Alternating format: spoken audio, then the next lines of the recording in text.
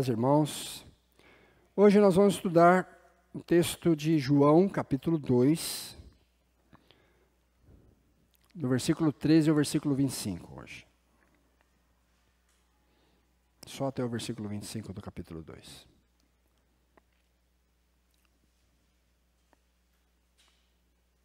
João, capítulo 2, a partir do versículo 13.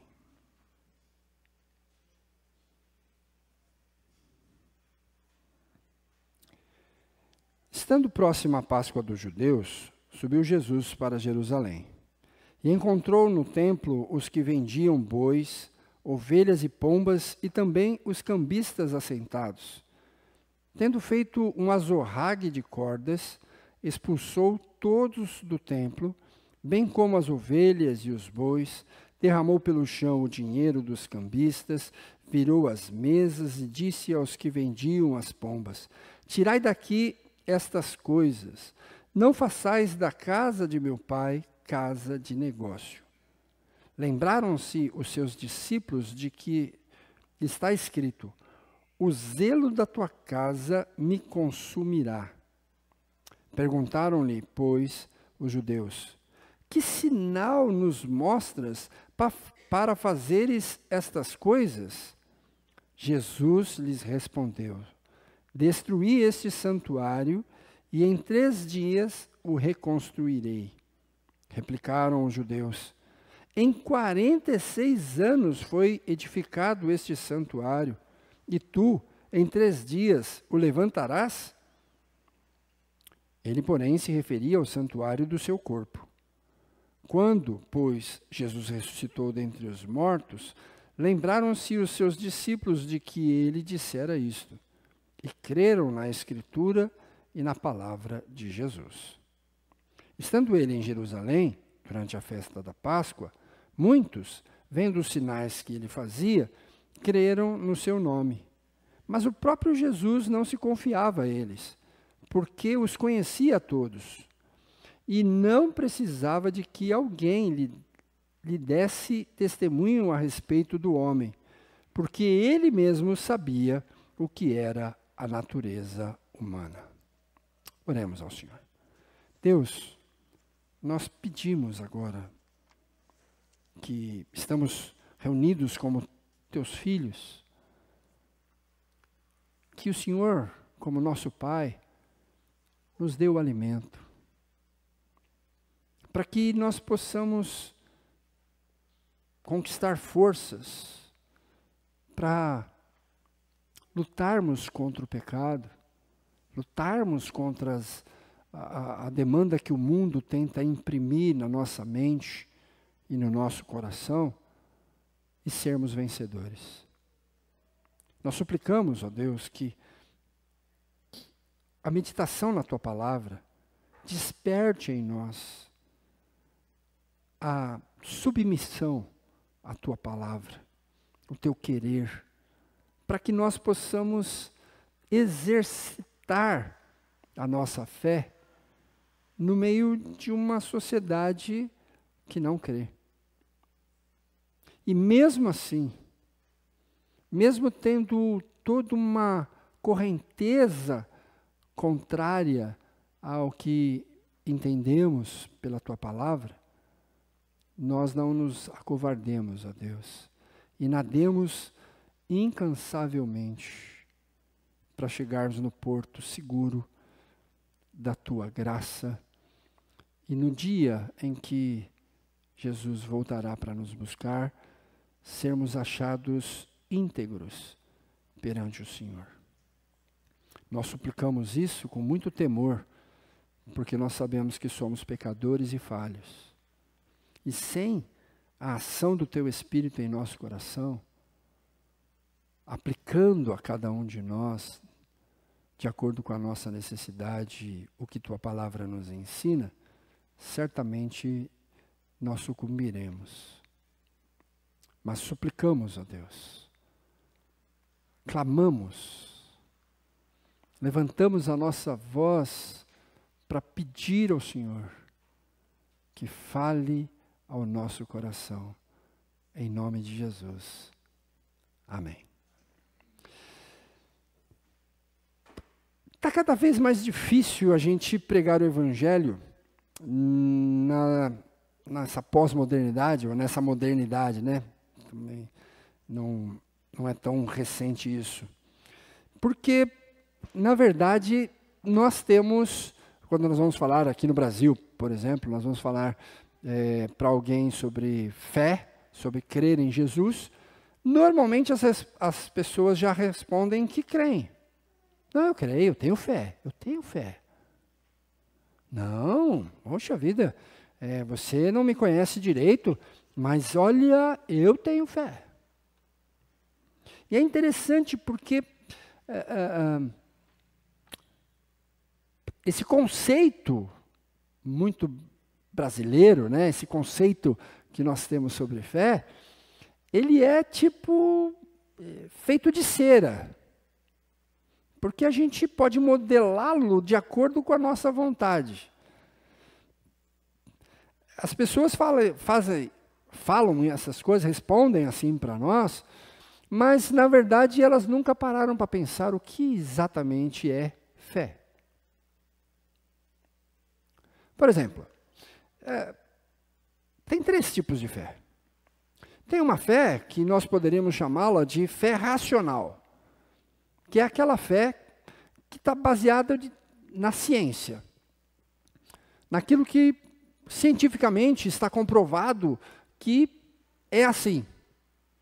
Por exemplo, você pode pegar um objeto, como uma cadeira, e a ciência já provou que se você tiver um objeto que tem 4 pés, do mesmo tamanho, em equidistância, uns dos outros, isso forma uma base firme para você pode sentar sem medo. E baseado nesta convicção, nós vemos uma cadeira e sentamos sem pestanejar. Principalmente quando a gente está cansado, né? Você nem pensa. Você olha para a cadeira e diz, ela me aguenta, e vai lá e senta. Nem sempre funciona, né? Haja vista aquelas cadeiras de plástico que a gente tem, que nos primeiros 10 anos elas funcionam bem, mas ela vai desgastando. Mas você, por olhar para uma cadeira, você nunca pensa que ela vai quebrar uma das suas pernas, e você vai lá e senta. Esse é um tipo de fé racional. Você tem um segundo tipo de fé, que é aquele tipo de fé que a gente poderia chamar que é uma fé empírica, uma fé de uso pessoal, onde você já fez tantas vezes assim, que você sabe que dá certo. Você já fez. Vamos pegar aqui, como exemplo, alguém que está cozinhando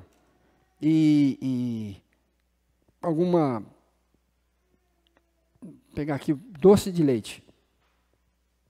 Doce de leite, não sei se você já fez doce de leite. Não, vamos trocar porque nem todo mundo faz doce de leite. Talvez pudim de leite. Fica a dica, tá? Pudim de leite, você vai fazer pudim de leite. O que você já sabe como é que faz? Põe isso, põe aquilo nessa medida e você vai mexendo até dar o ponto. Isso é uma coisa muito interessante para quem está acostumado na cozinha. É simples. Mas para quem está vendo pela primeira vez, não faz sentido. Algumas coisas, por exemplo, a pessoa diz assim, uma pitada de sal. O que é uma pitada de sal? Né? Ah, não, é aquilo que você consegue pegar com o seu dedo. Depende do tamanho do dedo. Não sei quem conheceu meu pai. Meu pai tinha uma pitada bem generosa, porque o dedo do homem era enorme. É uma pitada de sal. Ou então, a pessoa diz assim, você vai mexendo até dar o ponto. Que ponto? Não, esse aqui, ó. Aí você fica olhando, você fala, mas não estou vendo nada de diferente. Mas quem está acostumado já sabe que se ele fizer assim, e ele acredita nisso, vai ser assim. Nesta ordem, vai dar certo. Vai dar certo. E toda vez que ele faz, dá certo. Então ele já não mais se preocupa. Ele acredita que vai chegar, vai fazer e vai dar certo. Às vezes, não dá. Por quê? Errou na... Ih, está um pouco salgado. Ih, está meio sem sal. Ih, hoje eu errei. Ou não deu o ponto certo, não ficou daquele jeito. Por quê? Mexeu, mas por qualquer razão se distraiu, ou alguém chamou, ou foi atender um telefone, qualquer coisa assim, pronto. Desandou, ou não deu certo, não ficou no ponto. E há um terceiro tipo de fé, que é aquela fé bíblica. Aquela fé que a Bíblia ensina a gente a crer. E este, na verdade, não é baseado na ciência, nem mesmo na sua experiência. Mas a Bíblia diz que é para a gente crer. Então, seguindo essa linha de raciocínio, se você, às vezes a gente pergunta se a pessoa crê em Jesus e ela diz sim, eu creio. E você insistir nessa pergunta, ela vai dizer não, porque sempre foi assim, eu fui ensinada desta maneira. Lá, na verdade, eu não tenho nenhum tipo de relacionamento com ele. Ele é o cara lá de cima. Ele é alguém que está além, mas que ele olha para mim em determinados momentos da história e eu posso perceber que ele faz isso porque não podia acontecer e aconteceu.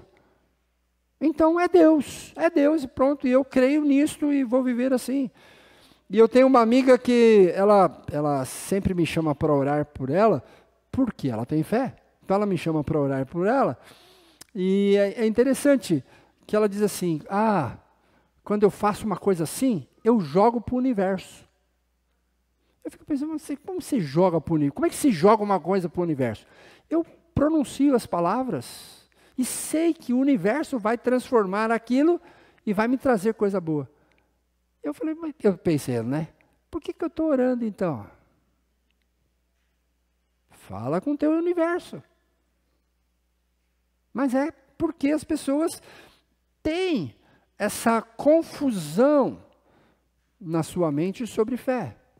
Se você olhar para esse texto, é muito interessante que João, depois de ter nos contado sobre o primeiro milagre de Jesus, quando ele faz lá no casamento em Caná da Galileia, ele vai para Jerusalém, e ele chega na época da Páscoa, e ele vai para o templo do Senhor, vai para o lugar de oração, e ele percebe que o lugar de oração tinha sido transformado num shopping center.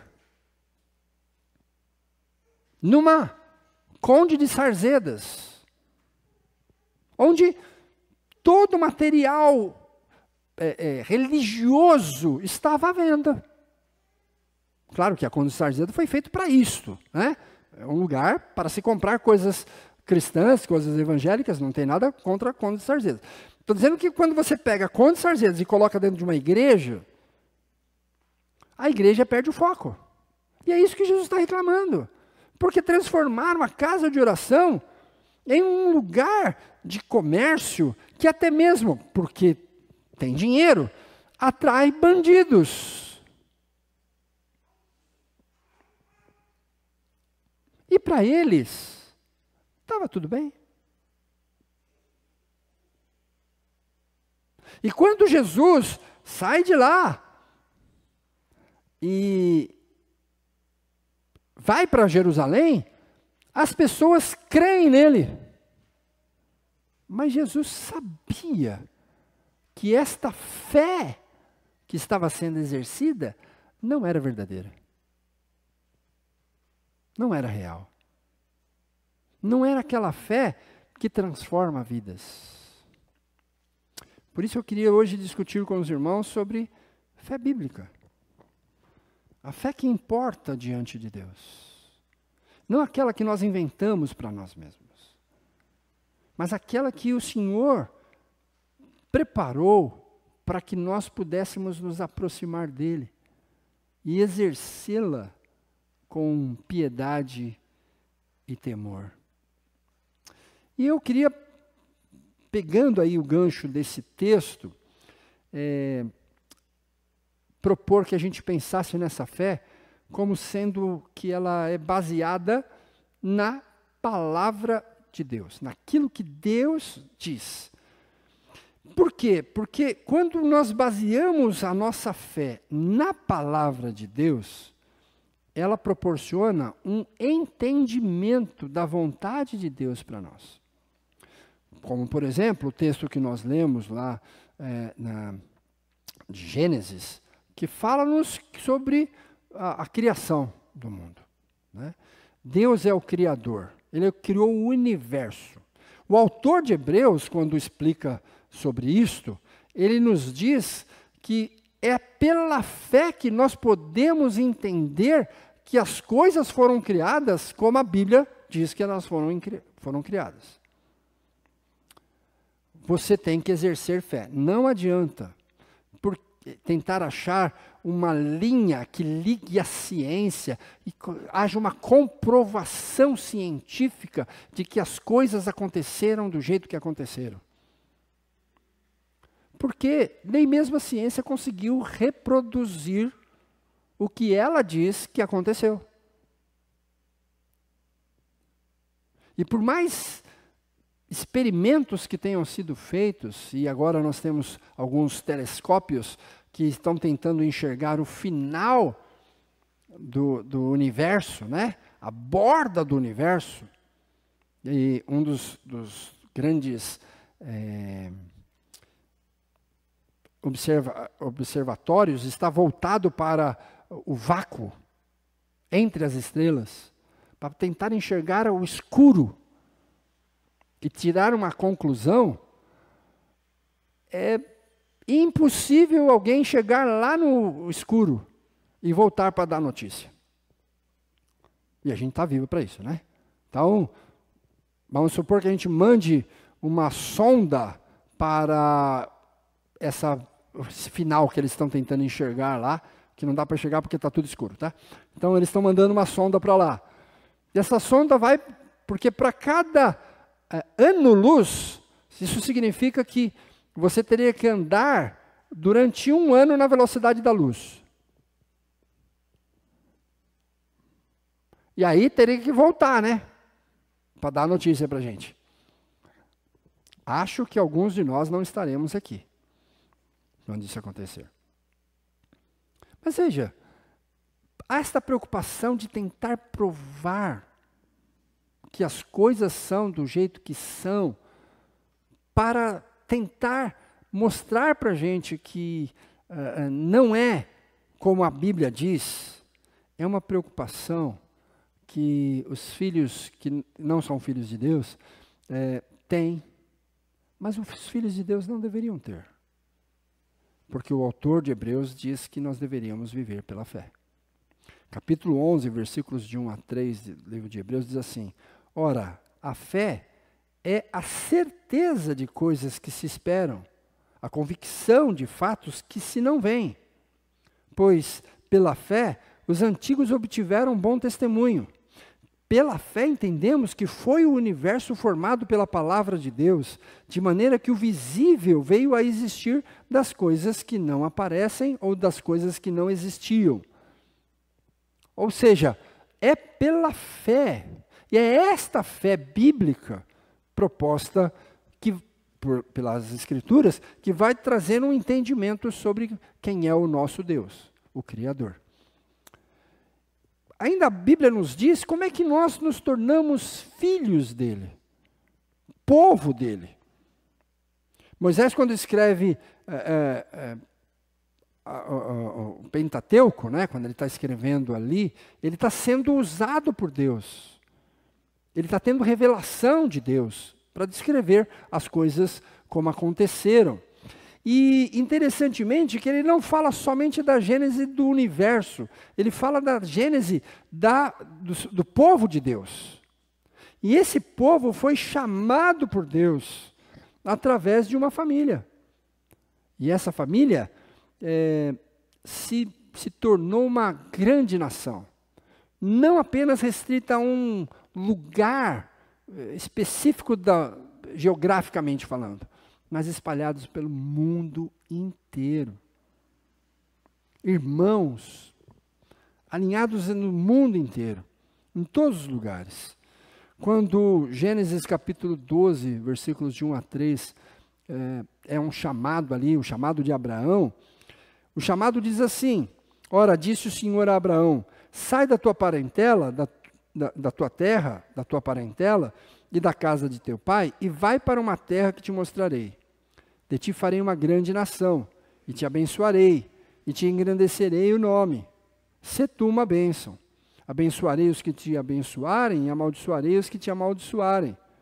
Em ti serão benditas todas as famílias da terra. Vejam que interessante quando Deus está chamando um homem, uma família, na verdade, né, ele e sua esposa, para obedecerem, para torná-los o seu povo. Ele diz, sai daí. E vai para um lugar que eu vou te mostrar quando você chegar lá. Ou seja, Abraão tinha que andar sem saber para onde estava indo. Eu não sei se você consegue fazer isso. Eu tenho muita dificuldade. Eu conheci um pastor que ele não tinha essa dificuldade. Ele falou que quando ele estava meio estressado, ele pegava o carro e saía pela cidade. Ia dirigindo.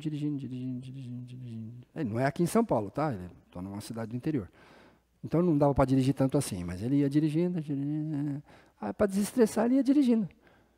Aí ele falou, você faz isso? Eu falei, não, eu não consigo. Se eu pegar o carro, eu tenho que ir para algum lugar. Ah, vou para Penha. Chegar lá na Penha, eu posso mudar de... Não, vamos para São Miguel. Mas eu tenho que ir para algum... Não vou dirigindo assim, como se... não dá. Eu não consigo. Mas Deus chamou Abraão para isto, para ir dirigindo. No caso, sem o carro, né? Vai andando. Quando chegar lá, eu vou dizer para você. E Abraão creu. E foi. E ele, quando sai da sua terra, o seu pai diz, eu vou com você. E eles vão andando até Padã Arã. E quando chegam lá, na metade do caminho, né? Eles chegam lá, estabelecem. Deus falou, não mandei você parar, continua. O pai e o irmão ficam lá, e ele continua com seu sobrinho, e vão embora, até chegar na terra que Deus disse, aí, olha para cá, olha para lá, eu tenho dado para você. E depois, Deus vai espalhar esse povo, e vai tornar Abraão, não o pai sanguíneo do seu povo, mas o pai da fé. Aquele que crê. Portanto, a fé bíblica exige de nós que nós creiamos na palavra de Deus. Por quê? Porque ela vai trazer entendimento. À medida que você vai conhecendo as Escrituras, as coisas começam a ficar mais claras para você. Você vai começar a conhecer o Deus que criou todas as coisas, que mantém todas as coisas, que dirige a história, que se preocupa com você a ponto de mandar Jesus Cristo para morrer e assumindo a culpa dos teus pecados. E que Ele tem preparado uma nova vida para você na volta de Jesus. A segunda coisa que essa fé bíblica tem para nós, que ela é um presente através do Evangelho de Jesus. É interessante pensar que a fé não só está baseada nas Escrituras, mas a própria Escritura nos fala que ela é um presente. A fé, você não a conquista. Ela é dada para você ou não. Mas quando ela é dada, você pode aproveitar dela. Essa ideia de presente, porque na verdade a palavra dom a tradução da palavra dom é presente, ela Paulo quando afirma isso, né, que a salvação só pode vir através da fé e que esta fé é um presente de Deus, lá em Efésios capítulo 2, versículo 8, é interessante pensar que Deus nos dá fé para crer nele. Parece o pai de família que sua esposa não está trabalhando, que ele, no dia do seu aniversário, tem que dar dinheiro para os seus filhos comprarem presente para darem para ele. Então, ele está dando para poder voltar.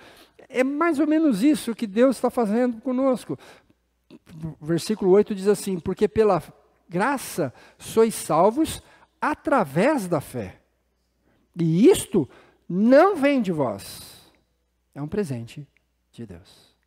Ou seja, para nós sermos salvos, Deus tem que nos dar esta fé. E Ele, quando dá, e nós a recebemos, nós podemos aproveitar dela. Porque, obviamente, isso traz um benefício maravilhoso para nós. Quando a Rebeca era pequena, hoje não acontece mais, mas quando ela era pequena, a Vilma sempre dizia para ela: eu não quero que você me dê panela, coisas assim, para eu fazer comida para você. Porque é uma tremenda de uma malandragem isso, né? A gente dá um presente para a pessoa dá para a gente alguma coisa de benefício para a gente. Eu aprendi desde cedo dar bombom, uma caixa de bombom para a namorada. Isso funciona sempre. Porque normalmente a namorada diz assim: você quer um? Aí você, não precisa. Posso escolher? Né? Você já vai com a mão, já está dando, pensando em comer um ou dois, ou quem sabe dividir, né? Se ela for graciosa, dividir a caixa meio a meio. Nós precisamos aproveitar para usar a nossa fé, mas pensando que ela é um presente que Deus nos deu. Aliás, quando Pedro fala sobre isso, após ele curar um paralítico lá na porta do templo, ele está junto com João, então eles vão para lá em Atos capítulo 3, ele vai então ensinar sobre o uso desta fé, né? Capítulo 3, versículo 16, diz assim: pela fé, em nome de Jesus, é que esse mesmo nome fortaleceu a este homem que agora vedes e reconheceis. Sim, a fé que vem por meio de Jesus deu a este saúde perfeita na presença de todos vós. Ou seja, crendo em Jesus, e porque creu em Jesus, Pedro fez um milagre, de tal forma que aquele paralítico passou a andar. E é muito complicado a gente pensar que alguém possa não ver um ex-paralítico. Eu não sei se isso já passou com você, de você encontrar alguém que está completamente diferente. Ontem você encontrou com ele e ele era paralítico. E toda a sua vida você soube que ele era paralítico. E hoje ele está jogando bola, convocado pela seleção brasileira. Como você reagiria? Só tem duas possibilidades. Ou ele nunca foi paralítico, ou aconteceu algo transformador na sua vida. Como os pais atestaram, todo mundo que viveu com ele sabia que ele era paralítico, então a primeira hipótese não podia acontecer. Aconteceu alguma coisa. O quê? O quê? Quando descobriram quem é que tinha produzido isso, foram atrás de Pedro e João, mas eles explicaram: não fomos nós. Foi porque se creu no nome de Jesus. E porque se creu no nome de Jesus, é que esse está andando. Esta fé, que é dada por Deus, produz em nós vida. O meio para a salvação, Deus preparou que fosse a fé. Não é a frequência na igreja. Não é a família que a gente nasce. Não é as coisas que a gente faz? É a fé. Percebam, irmãos, que Deus não deixou nenhum outro meio para alguém ser salvo a não ser a fé em Jesus Cristo. Nenhum outro. Paulo diz isso quando ele escreve aos Romanos, diz assim, como, porém, invocarão aquele em que não creram? E como crerão naquele em que nada ouviram? E como ouvirão se não há quem pregue? E assim, a fé vem pela pregação e a pregação pela palavra de Cristo. Ou seja, através da pregação deste evangelho, a pregação desta boa notícia que Jesus Cristo salva, é que se crê. E se crê para uma vida na presença do Senhor. Muito bem, a gente já, talvez a gente tenha entendido que a fé é um presente de Deus para ser utilizada, que isso traz benefício para a gente. Mas exatamente o que é que isso produz na nossa vida? Porque ainda pode ser que a gente fique no campo intelectual da coisa.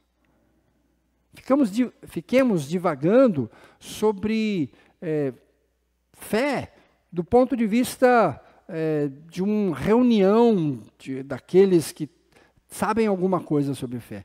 Mas não é essa a proposta de Deus para a nossa vida.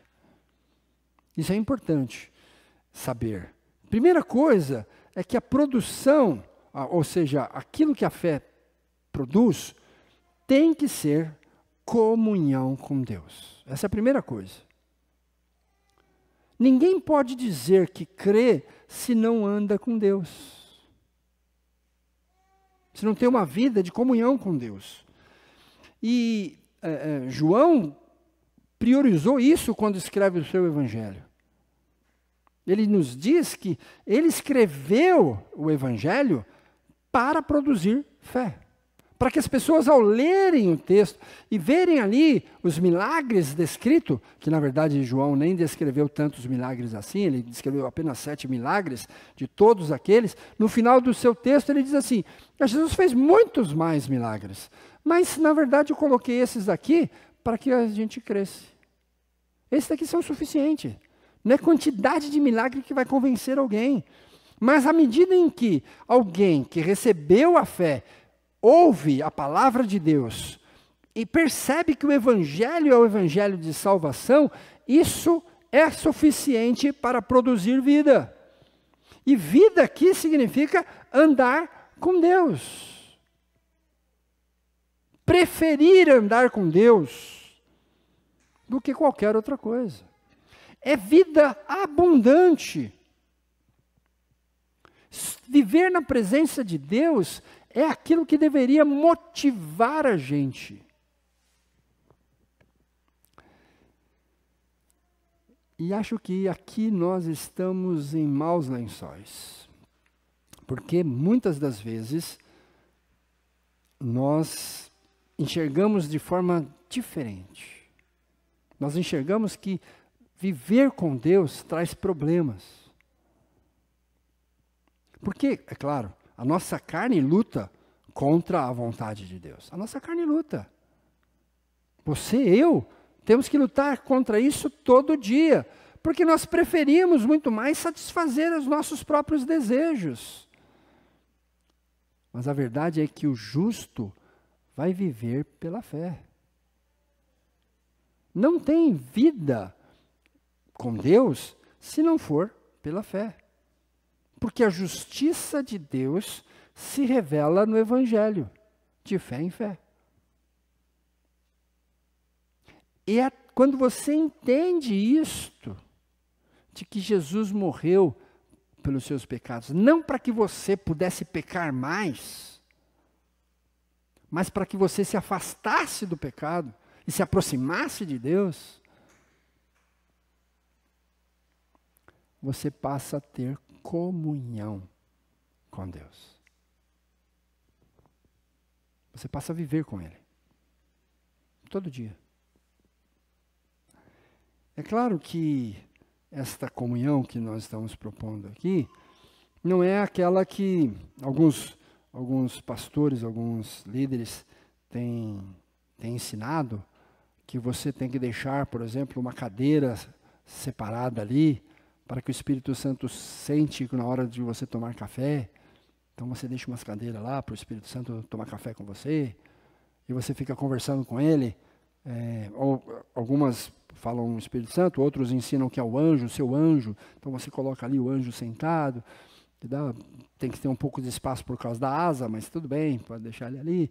Tal. E você começa a inventar um monte de coisa assim, sabe, para criar uma aura, uma atmosfera espiritualizada. Não é isso não. A gente está falando de vida com Deus, de comunhão com Deus, entendendo a palavra, vivenciando isso, abrindo mão da sua vontade, dos seus desejos, para viver a vontade e os desejos de Deus para você. Isso é comunhão. Isso é compreender que quem vai dirigir, que quem vai controlar, quem vai dar o norte, não é você, é Deus. Tem gente que se aproxima de Deus para dar ordem para Ele. E isso é muito triste, porque nós somos tão arrogantes, tão prepotentes, que nós dizemos que temos comunhão com Deus, mas no nosso coração a gente está dizendo que a sorte é de Deus de ter a gente do lado dele. Porque quem vai dirigir somos nós. Então, não sei se você passou por essa fase, né? Na década de 80, finalzinho da década de 70, início da década de 80, surgiu no Brasil um grande movimento onde você deveria dizer para Deus o que Ele tinha que fazer. E você fazia algumas afirmações categóricas. Deus tem que fazer isso. Se o Senhor é Deus, o Senhor tem que fazer.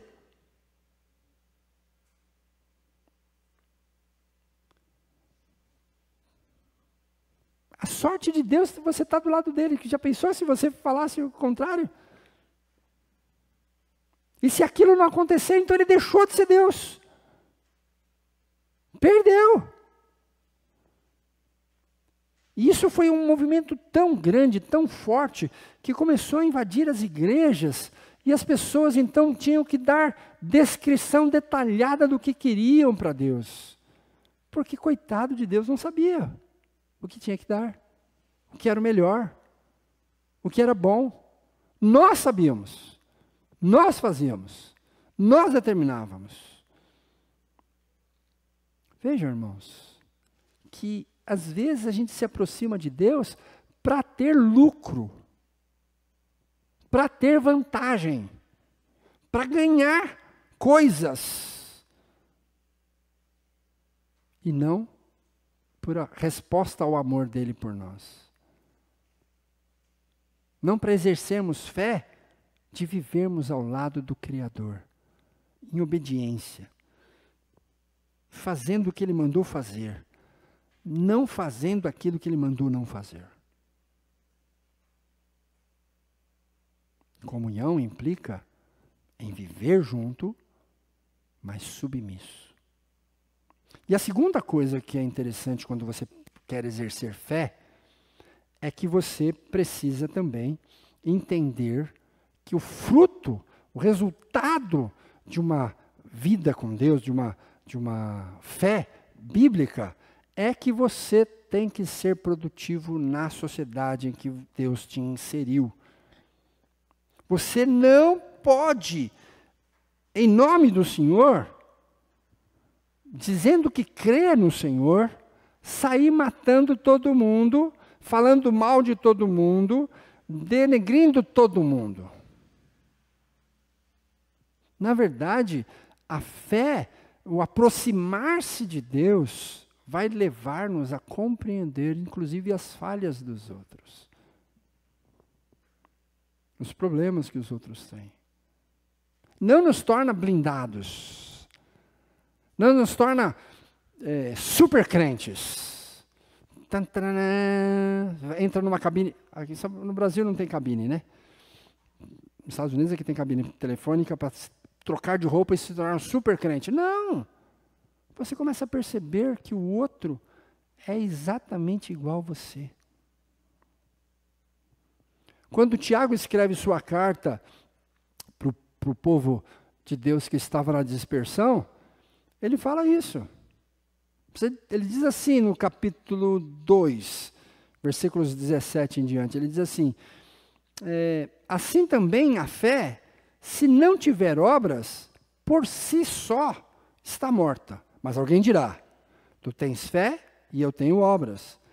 Mostra-me a tua fé sem as obras, e eu, com as obras, te mostrarei a minha fé. Crês tu que Deus é um só? Fazes bem. Mas até os demônios creem e tremem. Queres, pois, ficar certo, ó homem insensato, de que a fé sem obras é inoperante? Aí versículo 26. Porque assim como o corpo sem espírito é morto, assim também a fé sem obras é morta. Ou seja, fé que fica dentro da mente da pessoa, que fica dizendo assim, olha, eu creio em Deus, então eu não sou igual aos outros, eu sou superior aos outros, é uma fé não bíblica. Porque na verdade, à medida que você se aproxima de Deus, você começa a perceber a sua pequenez. O quão frágil você é. O quão pecador você é.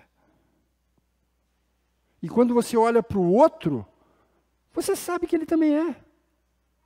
Por isso, o amor ao próximo é importante. Porque é a demonstração de que cremos em Deus. E assim como Ele nos amou, nós repassamos para o próximo o nosso amor. Dizer que ama, dizer que crê em Deus, mas não ama o seu próximo, é mentira. É mentira. A fé bíblica tem que produzir uma vida piedosa, com santidade, mas com amor. Nós não temos que nos misturar com pecados, cometendo pecados junto com a sociedade. Mas devemos tentar resgatar essas pessoas, restaurar essas pessoas, dar-lhes chance, condições de saírem do lamaçal do pecado, por amor a elas. Elas não são cifras. Não é para a gente conseguir mais dízimos para a igreja. Não é para a gente ter mais dinheiro ou mais status social, porque a nossa igreja agora tem 2.500 membros. Nem é tanta gente assim, mas, né? Em vista do que nós temos hoje, é bastante gente, né? 2.500 membros, para a gente falar, não, você sabe com quem você está falando? Eu sou pastor da igreja de 2.500 membros, eu não sou qualquer um. É qualquer um, sim. Não é para isso.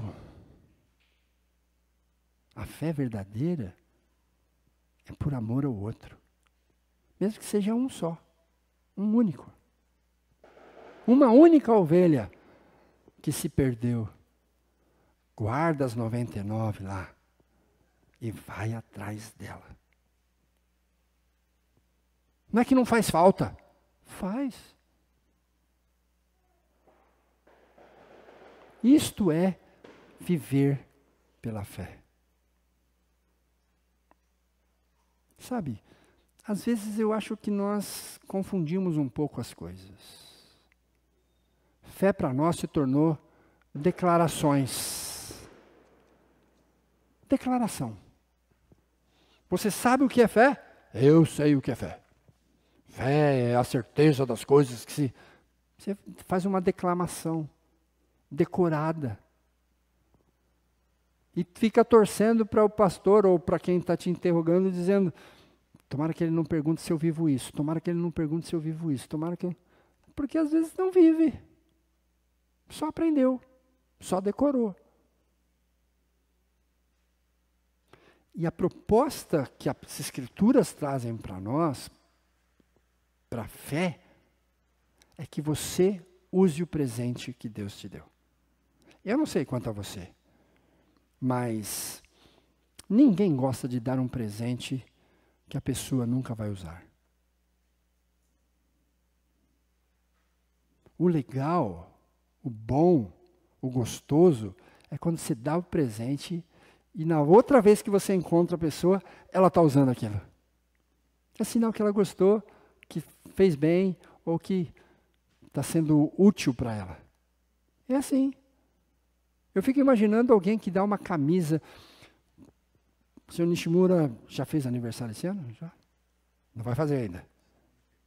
O ano que vem. Então, fui lá, vou comprar uma camisa para o senhor Nishimura, tal, vou lá, escolho a camisa, fico olhando o que combina mais com ele e tal, vou lá, compro, gasto meu tempo, gasto meu dinheiro, compro a camisa, tal, acho que essa aqui vai ficar o tamanho, deixa eu ver se é o tamanho certo, lá, dou de presente. Ele disse, nossa, muito obrigado, que coisa, que bonita, que legal. Vou guardar, vou colocar numa moldura na parede do meu quarto. Não dei para colocar na moldura, aí você vê qualquer tamanho. Não é para isso, para guardar. Ah, não vou usar, porque eu ganhei do fulano de tal, eu não vou usar. Não é para usar. O fulano de tal quer, é que use. Na próxima vez que encontrar, está lá o seu Nishimura com a camisa que você deu. Não fala nada, né? Mas você fala assim, gostou, ficou bom.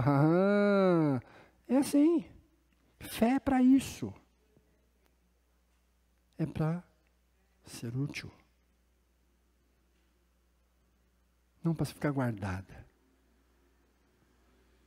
É para você usar no seu dia a dia, no trato com as pessoas, no momento de comunhão com Deus, naquela devocional, não ser um peso para você. Eu tenho que fazer devocional. Todo dia tem que fazer. Por que você tem que fazer devocional? Porque o pastor mandou. Eu não aguento mais. 15 minutos para você parece que são uma eternidade, porque você tem que fazer devocional, tem que ler a Bíblia, tem que fazer oração. Eu não aguento mais. Isso é porque você não conhece a Deus. Porque quando você conhece a Deus, meia hora passa rápido. Você começa a orar e daqui a pouco já passaram 40 minutos. Você começa a ler e você começa a entender e você quer saber um pouco mais e já passaram 1 hora.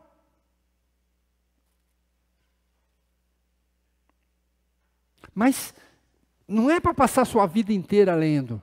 Não é para passar a sua vida inteira orando.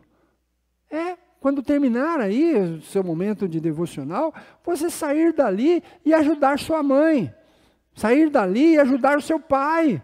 Sair dali e ser produtivo onde você estiver. E as pessoas que encontrarem com você percebam que você esteve na presença de Deus. Por isso a sua vida é diferente. Isto é a fé bíblica. Então, quando a gente fala para as pessoas sobre ter fé, não é um conhecimento, não é uma ideia, não é porque eu sinto, não é porque eu tenho alguma experiência nisto.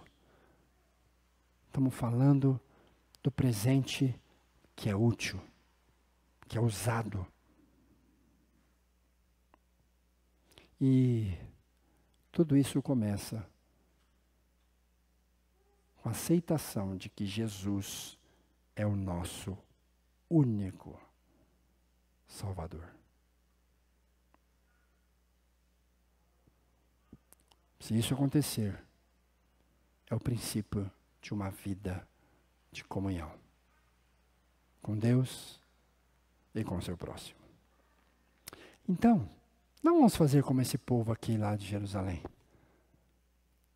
que vai para a igreja para negociar.